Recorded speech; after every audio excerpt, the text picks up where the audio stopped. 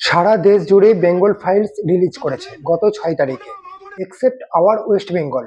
আমি আদৌ বুঝতে পারছি না যে আমাদের ওয়েস্ট বেঙ্গলে এই সিনেমাটা রিলিজ করতে না দেওয়ার কি কারণ হতে পারে। যদি কোনো সিনেমার উপর কোনো স্টেট সেন্সরশিপ চাপায়, তাহলে তো সেই সিনেমাটার আরো বেশি প্রচার করা হয়ে গেল, আরো বেশি মানুষের আগ্রহ তৈরি হবে যে কি আছে ওই সিনেমাটার ভিতরে। যদিও বা এই সিনেমাটার ফার্স্ট ডে কালেকশন মোটেও ভালো না, মাত্র 1.75 করোড়, অর্থাৎ 1,75,00,000 টাকা সারা দেশ জুড়ে ইনকাম করেছে। ওয়েস্ট বেঙ্গলে রিলিজ করতে দিলে আর না হয় 2-3 লক্ষ টাকা বাড়তো, কিন্তু ওই দিনেই শুধু যে বেঙ্গল ফাইলস রিলিজ হয়েছে তা নয়, আরো অনেক সিনেমা রিলিজ হয়েছে।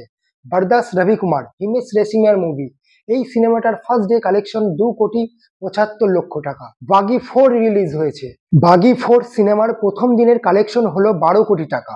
The conjuring last rights, Hollywood movie, এই সিনেমাটাও 18 কোটি টাকা ইনকাম করে নিয়েছে প্রথম দিন। এর থেকে তো একটা জিনিস পরিষ্কার হয়েই যাচ্ছে যে বেঙ্গল ফাইলস নিয়ে যে হাইপ তৈরি করা হয়েছিল, পাবলিক আসলেও এই মুভিটা দেখতে চায় না। মানুষ সিনেমা হলে গিয়ে সিনেমা দেখার চাইতে ফেসবুকে ক্যাচাল বাঁধানো, তর্ক বিতর্ক করা, এইসব নিয়ে মেতে থাকতেই বেশি পছন্দ করে।